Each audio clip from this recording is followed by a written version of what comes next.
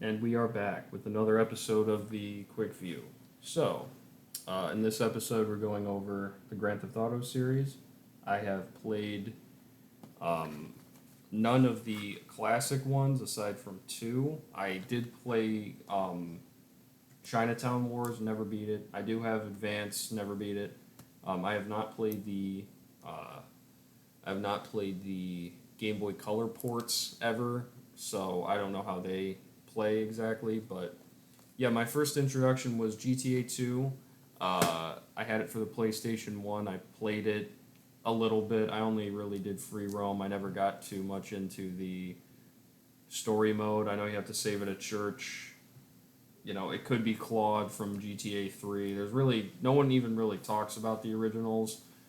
Um, I do have the theme song of London 1961 or 1969. I don't remember exactly which one it is on my uh, like favorite music playlist that I keep around. It's the soundtrack for all these games are pretty good. I just the only one that I've ever in the classic series even played for a small amount of time is GTA 2, but because I played that, I decided I really wanted to play 3, so how the story went is, you know, I found this copy of GTA 3 at Goodwill. I got two other games with it, and my mom actually let me buy it, which was very weird considering GTA. My mom hates when I play video games, always hated it, but with how many videos I've put out at this point, you can probably tell I do love playing video games a lot. But this copy of GTA 3, it was so scratched up, it probably took every time it loaded 30 seconds. I did get it rebuffed, and this is my copy from when I was a kid. And I really love the Grand Theft Auto franchise. I think three's intro music is great. I think 3 as a game is pretty bad, quite honestly. I think it has not held up the test of time. I think if you do play 3 now, it's very hard to see, and like with no camera, it's very hard to see how it really took off as much as it did. But this coming out in 2001 is just a huge step up from 2. I mean, it's literally night and day. I love the styling. I've always loved this particular styling of the case. It's just so like intriguing. I mean, I know that they had an original cover where it was like um, the Twin Towers. So obviously, this game coming out in 2001, they had to remove that. But it just is such a simple and yet effective cover. I really do love it. GTA 3 is probably. Uh, I wouldn't say it's really even one of my favorites anymore, but just for the fact that it is my first GTA game, I just really love GTA 3. A lot of the missions were so bad because of the map, but if you play it enough, you eventually get to the point where you're okay. But I did look up, I think, the coffee mission because it's very hard to beat. But yeah, I think 3, the soundtrack is really good. I love that they have Laszlo. I think basically every game in the GTA series has a great soundtrack. I don't think there's a single one that's terrible. I think 3 is probably the most lackluster because it's just the first one. So yeah, 3's really good. Claude not talking is also something that's kind of annoying, but whatever. I mean, it's better from 2 where they talked in like Animal Crossing voices. So after that, these are all my original copies that I've procured over the years for the other ones. I guess I'll talk about the PSP/PS2 versions later, but after that was Vice City. Just, I mean, I've put so many songs from this into like my favorite soundtrack ever. I really love Vice City. The styling is just so good. I think the story is a little bit overrated, but Tommy's voice actor, Ray Liotta, is just so good. I mean, it establishes a lot. It basically proved that GTA 3 was so good that all they had to do was basically just give it an 80s coat of paint and you could get an even better game out of it. I still don't like that you can't swim, um, but whatever. It's just of the time. I mean, this was basically almost like a DLC expansion, but the 80s styling is just oozes out of this game. Being a prequel too is kind of strange, but you don't really know too much about Tommy because Claude was so dulled. he doesn't really talk or anything. So it is really good. I think this is one of the greatest soundtracks in any video game ever. I really love the open world. I will say it's not like 3 is distinct. You know what island you're at, but since it's basically just one island, and like the 2 tiny ones, and I think the tiny one down here, I haven't played Vice in a while, but I think it's barely even anything. But this one's just the mansion, the one in the middle. So yeah, I really do love Vice City. I would probably like put this one above GTA 3. That's kind of obvious in my opinion. Um, then after that is San Andreas, and oh, I played so much of this as a kid. I love San Andreas. I think this is the best one out of the HD universe. Clearly, this is the best one, and I do have 5. I just it's only in a disc since I got rid of my PS4. The only way for me to play GTA 5 now is to buy an Xbox One copy. But I think San Andreas is probably, in a lot of ways, just so much better than even like 4 in some aspects, where you have a lot more customization and the world feels a lot more unique and colorful, because 4 suffers from a lot of the problems of it's completely just doled out and gray. But GTA San Andreas having basically 3 states in one, the story where you're going from every single island and you're taking care, you're literally conquering all of San Andreas. You're conquering of all of California. It's just so good, man. Like, I absolutely adore this. I mean, again, it's pretty hard to find anyone who doesn't like Grand Theft Auto games. I do think you don't even really have to play these 2 anymore. You can kind of just listen to the soundtrack of this one. But if you play any Grand Theft Auto game, like, play San Andreas. It's so good. All the characters that are in there. It kind of, at this point, this is like the one of the top ones in the series. It kind of follows the exact same formula, like, every single time. Like, that 3 established of, you get really big, you conquer the whole island, you just take down everyone, and, like, you have an FBI agent who is a double crosser. Like, same with him.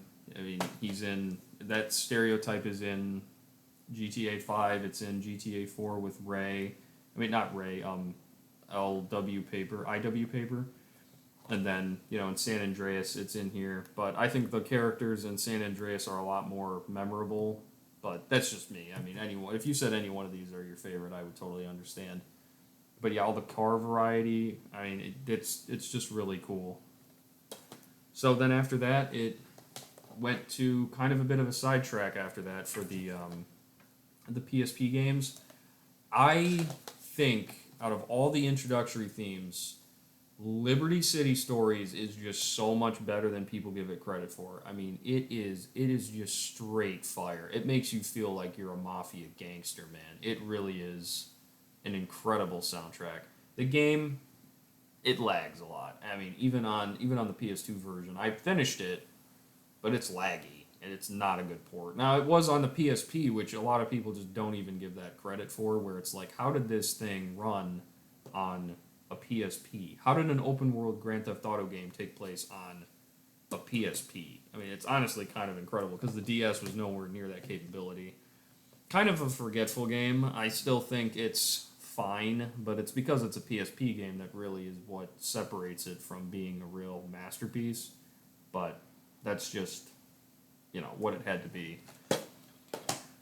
And then you have Vice City Stories, which I have never beat. Because of that stupid tow motor thing, I never beat it. I heard it's really good. I just never got around to finishing it. But I have played a small amount of it.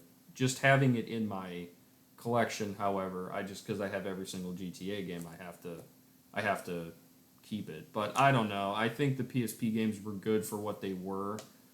I think, it's a decent enough game. I really haven't gotten into it, so I really don't have much to comment on. And then you have GTA 4, which goes back. It's very odd how they did that. I still don't understand why to this day that GTA 4 is called GTA 4, because realistically, this is not even the 4th one. I can't remember correctly, but I don't know if Liberty City Stories came out in tandem or pretty close in tandem, but I know Vice City Stories came out after GTA 4. So this is kind of its own thing. I don't know why they distincted it with 4 because even then prior you have Advance, which I guess doesn't technically need a number, but you also have the London 1961 to 1969 DLC expansion. So really, this isn't even close to being the fourth. I mean, you're not even able to get it. You're not even close to able to say that because you got two right here, and then you got San Andreas and Vice City, so that adds two more. But GTA 4 is a very good, darker version of the regular story where there are still kind of like comedic characters, but having the sincerity. That's a word that a lot of games don't even have anymore, and that's why I like 4 a lot better than 5. I haven't played 5 anytime recently, but 4 just takes itself so much more seriously, and it was refreshing when I played it semi recently. As well as the physics engine in 4 is just straight up better than in 5. It really is. I mean, you have all the islands, which GTA 5 is its map is just down here and then there's nothing. Down here and then nothing. So it's not really that interesting. But you have the 5 islands. I mean, I know that small one that's like basically a turnaround island does not count, but GTA 4 just takes itself so much more seriously. When characters die, it is something that is very impressive in terms of it's like serious. Because now it's like Trevor was never. He was cool when he came out. It's like Deadpool humor, but now it's just annoying. Like Trevor is honestly a very annoying character, and he's not very good. Just yelling all the time. It's just super annoying. And then it's like they're basically like Marvel humor, where they're just all just sarcastic all the time. This really was prior to that, and it is very interesting to see a world through 2007's view of the internet and how it was prior to everything just blowing up. I always say that in Obama's second term after Discord came out and everything was mapped on Google Maps as well as FaceTime was on Facebook, that was kind of when the internet became. There was no real cool thing after 2016 that was considered to be like, wow, that's like an amazing use of the internet. It's all kind of been downhill from there because, in GTA 4, this was before the world was completely whatever, you know what I mean? Like the whole world on Google Maps, you can go anywhere by just clicking a button. Now, you don't even need to like worry about that. But this, it had GPSs, it had internet cafes. Like that would be so bizarre to have one right now. Maybe they still exist somewhere, but I really quite doubt it. But yeah, all the characters are like they have a really good blend of seriousness with stupid, which like GTA 5 just goes and ramps up the stupid. But it is the most, aside from Minecraft and like Tetris, it's basically the most profitable gaming franchise of all time. And then you have GTA the Trilogy Definitive Edition. I got it on sale at a used game store because, quite honestly, it's not really worth giving them your money. I'll be honest. The only real reason why I wanted to play it is 3 gives you a mini map. That's it, quite honestly, because the other, I heard that this port is basically broken. Vice City is basically broken, and it's been years, so it might be different. But I just wanted to play GTA 3 with the mini map. Very disappointing. But it's just weird, especially with all these trilogies and collections and stuff. You could have had just not even touched anything. You could have put this in one game. Just straight up ported. It would fit on a Blu-ray disc. All of these games would literally fit on a Blu-ray disc right now. And you could include Chinatown Wars, and you could include the Game Boy Color ports and Advance. I mean, you could put every single one of these in one cartridge. They just don't do it. I mean, in one disc, they just don't do it. I mean, you could have even done like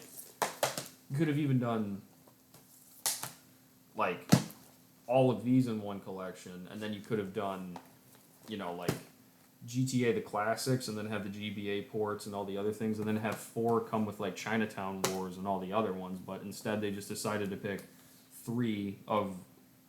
And they still messed it up. It's honestly kind of impressive that they messed it up this bad. I mean, I think this is the only way to play 3 now. If you ever want to play 3 again, you basically have to pick this up because this gives you the map, so you can actually finish missions. If I mean, it's just like there's no reason to play 3 anymore unless you have a PC modded version, which I don't even think they'll have anymore.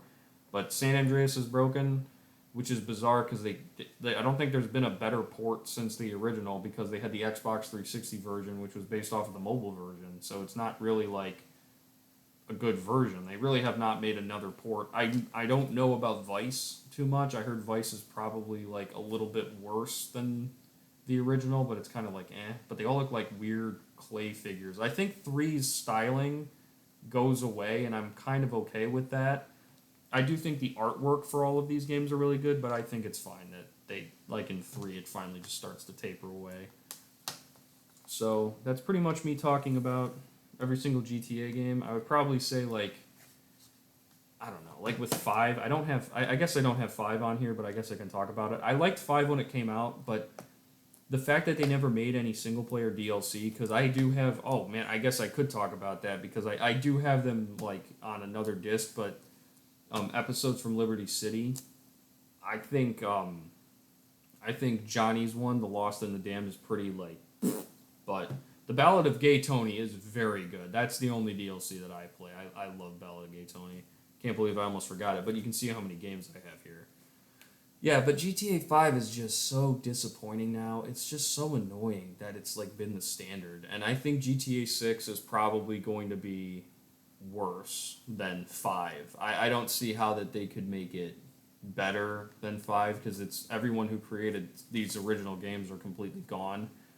And it's not even for like the political biases of anyone or that they're not completely just tearing into people, but the world of GTA 4 to GTA 5 is like an entirely different universe in terms of age and in terms of lifestyle. It's different, and because of that, it really changes a lot of takes that you have on things. And going from 2013 to 2026, I mean, it's basically been an entire lifetime of the internet growing up, and GTA 5 has simply not kept up.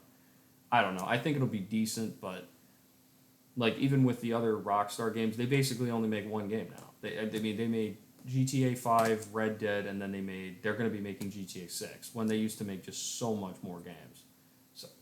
So I'd probably say San Andreas is my overall favorite at the top. I would say 4 is close. Then I'd say 5 just for the playability. But quite honestly, I'd probably say Vice 3. I haven't played Vice City Stories, but Liberty City Stories. I really haven't gotten too much into Chinatown. I don't remember if I said I beat it, but I did not beat it. So, yeah, that's pretty much just looking at the GTA franchise, and thank you for watching. And of course, I don't know. I was gonna like think about talking about GTA 6, but no, don't feel like it.